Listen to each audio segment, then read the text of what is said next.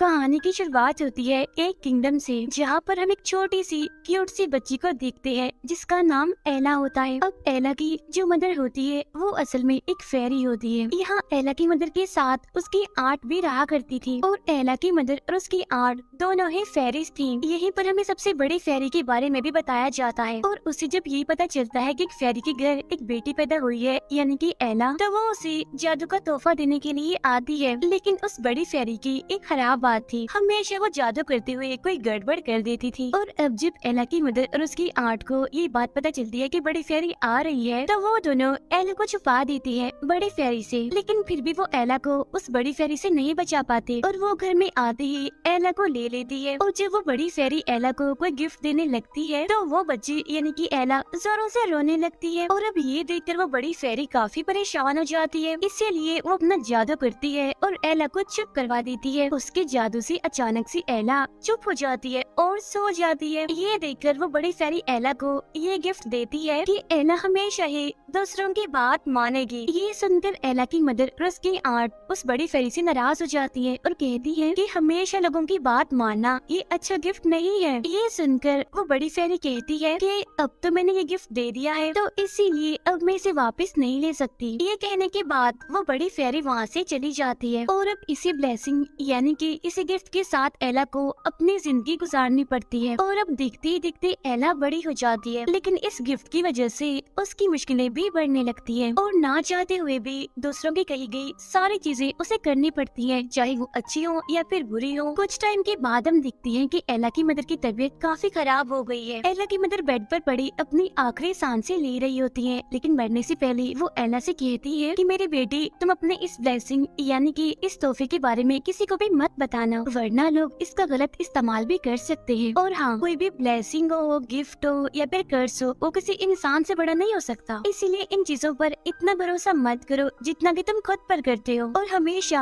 अपने दिल की सुनो, क्योंकि ठीक फैसला लेने में वही तुम्हारी मदद कर सकता है और तुम्हें सही रास्ता दिखा सकता है। और कोई भी कर्ज हो तुम्हारी जिंदगी नहीं बदल सकता जब तक कि तुम खुद ना चाहो। ये बातें करते हुए एला की मदर उसे एक लॉकेट देती है और इसके बाद उनकी मौत हो जाती है। देखते ही देखते कुछ सालों के बाद एला अब बड़ी हो जाती है, लेकिन उनकी जो जमीनें होती हैं वो किसी रूल की वजह से राजा के पास चली जाती है। तो इसी वजह से एला के फादर अपने घर को बचाने के लिए और इन सारे हालात से बचने के लिए एक काफी अमीर औरत से शादी कर लेते हैं। शादी के बाद वो लड़की इनके घर पर रहने आती है अपनी दो बेटियों के साथ, लेकिन जाहिर सी बात है कि एला की सौतेली मदर उसे पसंद नहीं करती थी। और तो और एला की जो सौतेली बहनें होती है वो भी हर टाइम एला को परेशान करती रहती है। एला की बहन गुस्से में एला से कहती है कि मुझे तुम्हारा नेकलेस बहुत पसंद है, मैं ये लेना चाहती हूँ, इसलिए तुम इसे मुझे दे दो। और अब ना चाहते हुए भी उस गिफ्ट की वजह से एला उसकी बात मान लेती है और अपना नेकलेस उतार के उसे दे देती है। और तो और उसकी सौतेली बहनें ये भी कहती है कि हमें तो तुम्हारा रूम भी पसंद है, हमें ये भी दे दो। और इस बार भी एला ऐसा ही करती है, अपना रूम उन्हें दे देती है और खुद वो अपना सारा सामान लेकर घर के नीचे वाले हिस्से में आ जाती है। ना चाहते हुए भी एला को उस गिफ्ट की वजह से सारी बातें माननी पड़ती हैं। कुछ दिन के बाद एला के फादर किसी काम के सिलसिले में चले जाते हैं। सीन शिफ्ट होकर जाता है इस किंगडम के प्रिंस पर, जो कि अपने अंकल के साथ कहीं पर जा रहा होता है। असल में प्रिंस के पेरेंट्स यानी कि किंग और क्वीन की काफी टाइम पहले मौत हो गई थी और उनके बाद प्रिंस के अंकल ही पूरे किंगडम को संभाल रहे थे। लेकिन वो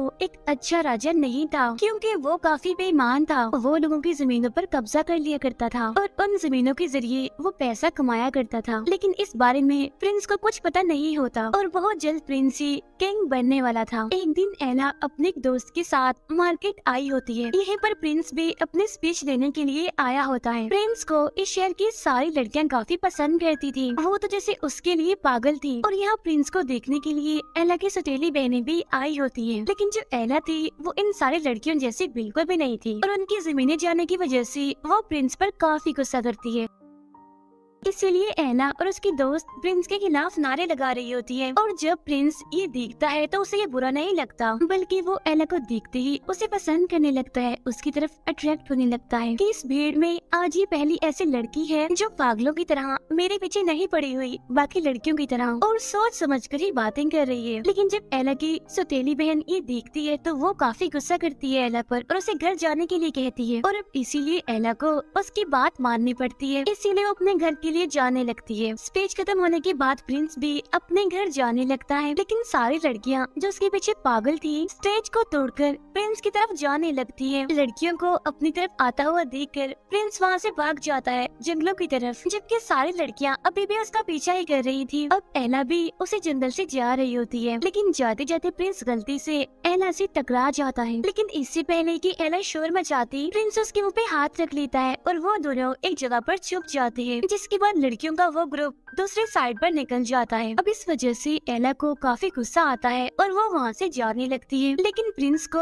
ये बात पता नहीं होती कि आखिर एला इतना गुस्सा क्यों है। इसीलिए प्रिंस बार बार एला से पूछने की कोशिश करता है कि एला आखिर ऐसी क्या बात है, मुझे बताओ तो सही, तुम इतनी नाराज आखिर क्यों हो। लेकिन एला उसकी किसी भी बात का जवाब नहीं देती और उसे इग्नोर करती है। तब ये देखकर प्रिंस जोर से एला से कहता है रुक जाओ वहीं पर, और अब एला उस गिफ्ट की वजह से वहीं पर ही रुक जाती है प्रिंस की बात मानकर। लेकिन तभी हम देखते हैं कि सामने से एक कैरेज तेजी से आ रहा है और वो अब एला की तरफ से बढ़ रहा था। अब उस गिफ्ट या फिर कहें कि उस कर्ज की वजह से एला अपना कदम भी वहाँ से नहीं हिला पा रही थी। लेकिन इससे पहले कि वो कैरेज एला को हिट करती, और अब ये देखते हुए प्रिंस तेजी से एला की तरफ आता है और वो एला को पकड़ के साइड में आ जाता है। इस तरह से एला की जान बच जाती है। जैसे कैरेज जाता है वो दोनों उठ जाते हैं, लेकिन इससे पहले कि एला कुछ बोलती, वहाँ पर उसकी दोनों सौतेली बहनें आ जाती हैं। यहाँ पर एला की बड़ी बहन उससे अपनी छोटी बहन के साथ घर जाने के लिए कहती है और उनको भेजने के बाद खुद वो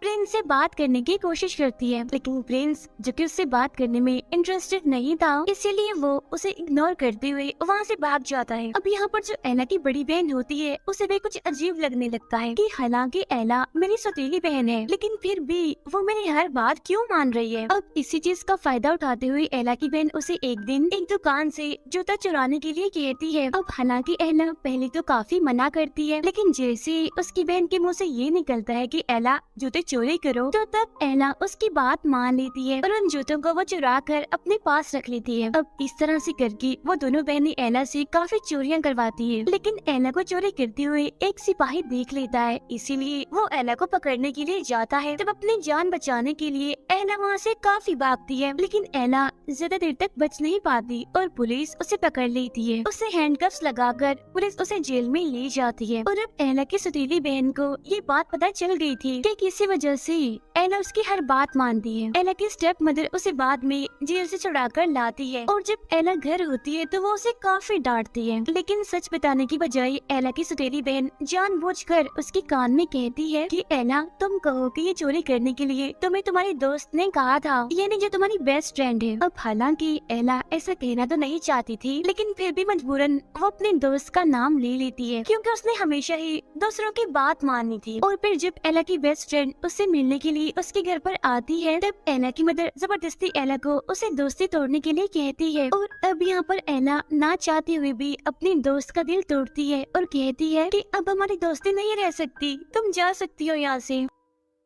अपनी सबसे अच्छी दोस्त को खोने की वजह से एला काफी उदास हो जाती है, लेकिन तभी वहाँ पर एला की आंट आ जाती है और वो एला से कहती है कि बेटा देखो मेरी बात सुनो, तुम्हें किसी भी तरह करके उस बड़ी फेरी को ढूंढना होगा ताकि वो ये कर्ज जो कि तुम्हें गिफ्ट की सूरत में मिला है वो इसे तोड़ सके। तब ये सुनकर एला उदास होते हुए उससे कहती है कि इस पूरी दुनिया में वो बड़ी फेरी कहाँ पर है, मुझे तो ये भी नहीं पता और मैं उसे कैसे ढूंढूंगी। ये सुनकर एला की आंट उसे किताब लाके दिखाती है। तब ये देखकर एला उनसे पूछती है कि ये कैसी किताब है। तब ये सुनकर एला की आंट उसे बताना शुरू करती है कि असल में कुछ सालों पहले मैं अपने दोस्त पर एक जादू कर रही थी, लेकिन जादू का गलत इस्तेमाल करने की वजह से मेरा वो दोस्त अभी किताब बन गया है और अब इस किताब की मदद से तुम ये जान सकती हो कि आखिर वो बड़े फेरे कहाँ पर है। इसके बाद एला की आंट का दोस्त यानी कि वो किताब ये सर्च करती है कि आखिर वो बड़ी फेरी इस टाइम कहाँ पर है। तब इससे उन्हें ये पता चलता है कि असल में वो बड़ी फेरी जॉइंट वैली नामी एक जगह पर है। अब उसी दिन एला अपनी आर्ट की मदद से वो घर छोड़ देती है, लेकिन बड़ी फेरी को ढूंढने के लिए वो अपने पास उसी किताब को भी रख लेती है। असल में वो किताब बिल्कुल एक मैप की तरह ही काम करती थी और वो किताब हमें ये बता सकती थी कि इस टाइम दुनिया का कौन कौन सा इंसान कहाँ कहाँ पर है। और इसी को फॉलो करते हुए एला बिल्कुल ठीक रास्तों पर जा रही होती है, लेकिन जब एला जंगल से गुजर रही होती है तो उसे किसी की चिल्लाने की आवाजें सुनाई देने लगती है। ये आवाज असल में एक एल्फ एल्फ की होती है, जिसे दरअसल कुछ लोगों ने बांधा होता है और वो लोग उसे परेशान कर रहे थे। तो वहाँ पर आकर एला उन पर गुस्सा करने लगती है और कहती है कि तुम लोगों ने इसे क्यों बांधा हुआ है, छोड़ो इसे, आजाद करो। तो वो लड़की एला का मजाक बनाते हैं और उसे कहते हैं, लो देख लो, ये लड़की हमारी टांग तोड़ने वाली है। लेकिन उस गिफ्ट की वजह से एला सच में यहाँ पर ऐसा ही करती है और एक एक करके उन सबकी टांगे तोड़ने लगती है। वो उन सबको काफी मारती है और उस एल्फ को आजाद कर लेती है। अब यहाँ पर वो एल्फ अपनी कहानी बताने लगता है। वो बताता है कि दुनिया में लोग एल्फ को ऐसे जानते हैं कि एल्फ लोगों को एंटरटेन करते हैं और एल्फ सिर्फ गाना बजाना और डांस कर सकते हैं। लेकिन असल में मैं एक लॉयर बनना चाहता था। लेकिन मुसीबत की बात तो ये है कि इस किंगडम में सिर्फ इंसान ही लॉयर बन सकते हैं। वो कहता है कि इस बारे में मैं काफी अपसेट हूँ और बहुत जल्द मैं इस बारे में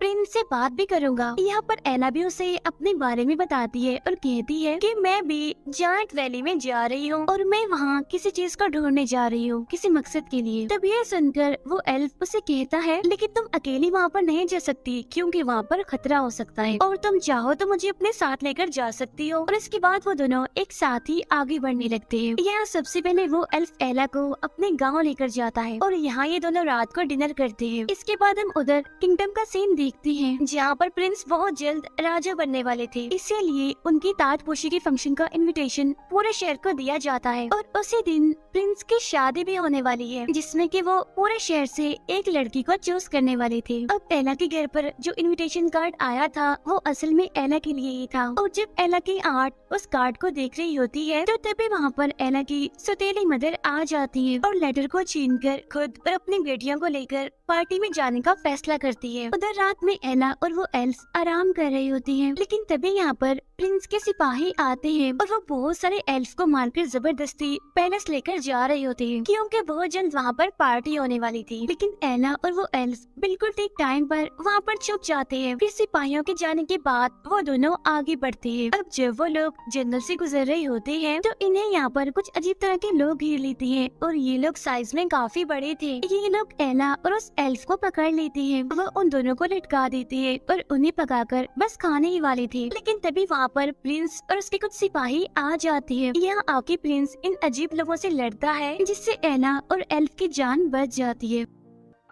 असल में ये अजीब लोग वही होते हैं जिसने काफी सालों पहले प्रिंस के पेरेंट्स को मारा था। अब हालांकि प्रिंस को इन लोगों पर काफी गुस्सा था, लेकिन इसके बावजूद भी वो इन लोगों को नहीं मारता, बल्कि वो उन्हें सुधरने के लिए एक आखिरी मौका देता है और वहाँ से जाने के लिए कहता है। अब ये देखकर एला को काफी हैरानी होती है। इसके बाद प्रिंस एला से कहता है कि तुम यहाँ पर क्या कर रही हो, क्या तुम कहीं पर जा रही हो, और अगर जा रही हो तो कहाँ पर। तब एला उसे बताती है कि असल में मैं अपनी फेरी गॉड मदर को ढूंढने के लिए जा रही हूँ, जो कि एक वैली में है और उस वैली का नाम है जायंट वैली। तब ये सुनकर प्रिंस एला से कहता है कि मैं भी तुम्हारी मदद करने के लिए तुम्हारे साथ जायंट वैली जाना चाहता हूँ। अब हालांकि एला प्रिंस को अपने साथ ले जाना तो नहीं चाहते, लेकिन उस एल्फ के कहने पर एला को प्रिंस की बात माननी पड़ती है। जी हाँ, प्रिंस अपने सिपाहियों के साथ इन्हें जायंट वैली छोड़ने के लिए जाते हैं, जहाँ पर ये सारे लोग ही एक साथ सफर करते हैं। अब रास्ते में मौका देखकर वो एल्फ प्रिंस से कहता है कि प्रिंस, मैं आपसे कुछ कहना चाहता हूँ। असल में मैं एक लॉयर बनना चाहता हूँ, न कि बाकी एल्फ की तरह एंटरटेनर, लेकिन किसी रोल की वजह से सिर्फ इंसान ही लॉयर बन सकते हैं। तब इस बात के बारे में ना जानते हुए प्रिंस उस एल्फ से कहता है कि इसमें मैं तो कुछ नहीं कर सकता क्योंकि ये सारे मैटर मेरे अंकल देखते हैं और जब मैं राजा बनूंगा तो मैं देख लूंगा कि क्या करना है। अब प्रिंस का ये जवाब सुनकर एला उसे समझाती है कि आप कोई मामूली तो नहीं है,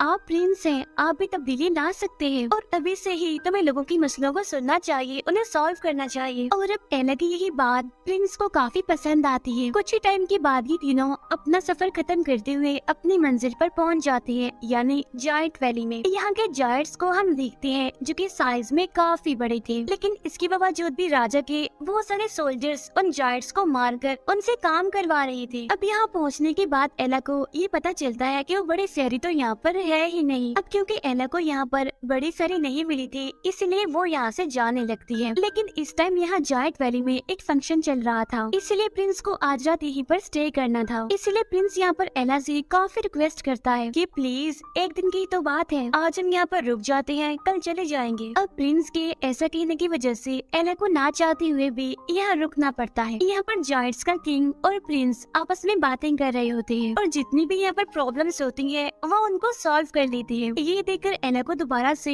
प्रिंस पर यकीन होने लगता है। यहाँ वो इस फंक्शन में काफी एंजॉय कर रहे होते हैं और अब यहाँ एला को भी प्रिंस पसंद आने लगता है, इसीलिए वो दोनों यहाँ पर डांस कर रहे होते हैं। एला यहाँ पर प्रिंस से कहती है कि मैं अपनी गॉड मदर यानी कि बड़ी फेरी को काफी टाइम से ढूंढ रही हूँ और उन्हें ढूंढते हुए मैं यहाँ तक आ गई। ये सुनकर प्रिंस उससे कहता है कि मैं तुम्हारी मदद कर सकता हूँ। असल में मेरे किंगडम में सभी लोगों के रिकॉर्ड्स हैं और वहीं से हमें बड़ी फेरी के घर का पता मिल सकता है। और अब ये सुनकर एला को काफी खुशी होती है और फिर अगली ही सुबह ये लोग अपने किंगडम वापस आने के लिए निकलते हैं। यहाँ आने के बाद प्रिंस एला को अपने महल लेकर आता है। यहाँ इस टाइम महल में एला की सौतेली माँ और उसकी सौतेली बहनें भी होती हैं। यहाँ पर प्रिंस एला को उस रूम में लेकर आती है जहाँ पर सभी लोगों के रिकॉर्ड्स थे। यहाँ पर आने के बाद एला बड़ी फेरी के बारे में पता लगवाने की कोशिश करने लगती है। ताजपोशी से पहले प्रिंस अपने अंकल से मिलने आती है और उनसे कहती है कि मुझे एला बहुत पसंद है और मैं उसी से ही शादी करूंगा। लेकिन प्रिंस के अंकल ये सुनकर ज्यादा खुश नहीं होते क्योंकि वो खुद ही इस किंगडम का राजा बनना चाहता था, यानी कि वो हमेशा ही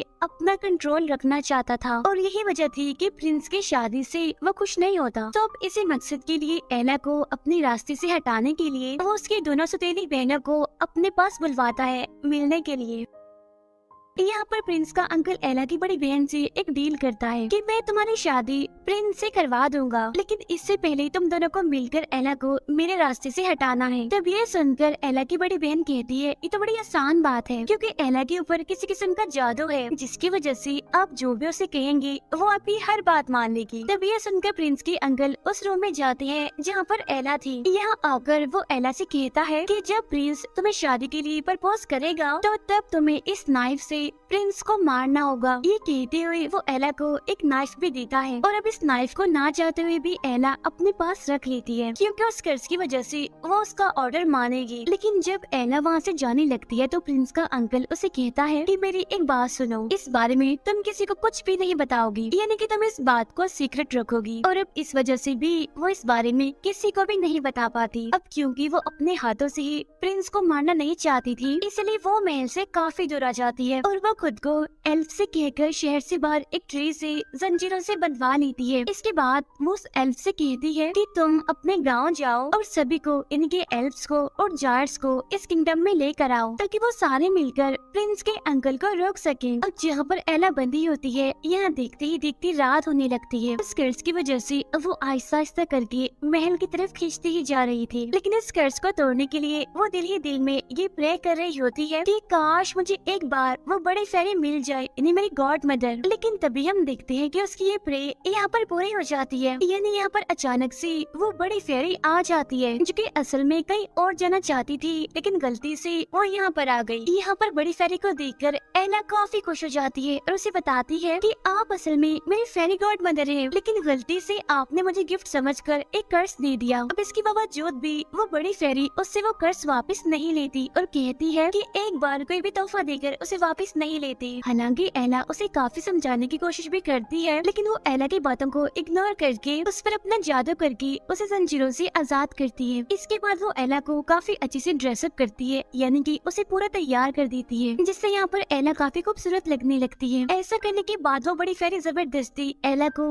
महल में भेज देती है, जिससे एला को ना चाहते हुए भी महल आना पड़ता है। और यहाँ एला को अपने सामने पाकर प्रिंस काफी खुश हो जाता है और उसे एक काफी खूबसूरत जगह पर ले जाकर प्रपोज करने ही वाला होता है। लेकिन प्रिंस के अंकल के ऑर्डर के मुताबिक एला प्रिंस को मारने के लिए अपना चाकू निकालती है, लेकिन एला यहाँ पर प्रिंस को मारने से खुद को रोकने की काफी कोशिश कर रही थी। लेकिन तभी उसे यहाँ पर अपनी मदर के आखिरी वर्ड्स याद आते हैं जो कि मरने से पहले उन्होंने एला को कहे थे कि कोई भी कर्ज हो वो इंसान से बढ़कर नहीं हो सकता और हमेशा अपने दिल की सुनो क्योंकि दिल ही तुम्हें सही रास्ता दिखा सकता है। और अब देखते ही देखते एला उस चाकू को जमीन पर गिरा देती है, लेकिन शीशे की मदद से प्रिंस उसके हाथ में वो चाकू देख लेता है, इसीलिए वो एला को गलत समझने लगता है। इसीलिए वो अपने सिपाहियों को बुलवाता है और एला को बंद करवा देता है। उधर वो एल्फ अपने एल्फ साथियों और जायर्स को लेकर महल में घुस जाता है, यानी जैसा कि उसे एला ने करने को कहा था। यहाँ आने के बाद वो एला को भी कैद से आजाद करता है। यहाँ पर एला उस किताब की मदद से प्रिंस के अंकल को ताज में जहर डालते हुए देखती है ताकि जैसे प्रिंस इस जहर वाले क्राउन को पहने तो पैरालाइज हो जाए। ये देखकर एला प्रिंस को बचाने के के लिए उस जगह पर आ जाती है जहाँ पर ताजपोशी होने वाली थी। यहाँ पर वो चिल्लाते हुए सबको प्रिंस के अंकल की सच्चाई बता देती है कि ये कैसा इंसान है, ये घटिया इंसान है। लेकिन प्रिंस के अंकल का सांप जैसे ही प्रिंस को मारने वाला होता है, लेकिन तभी एला उसे अपने पाँव से मारकर दूर फेंक देती है। अब ये देखकर प्रिंस के अंकल को काफी गुस्सा आ जाता है, इसीलिए वो यहाँ पर अपनी सारी सच्चाई बता देता है कि मैंने ही सबको मारा है और मैंने ही लोगों की जमीनों पर कब्जा किया है, क्योंकि मैं खुद ही इस किंगडम का राजा बनना चाहता था। अब ऐसा कहते ही वो उस क्राउन को खुद ही पहन लेता है जिसमें कि उसने जहर डाला था। अब ऐसा करते ही वो खुद पैरालाइज हो जाता है और देखते ही देखते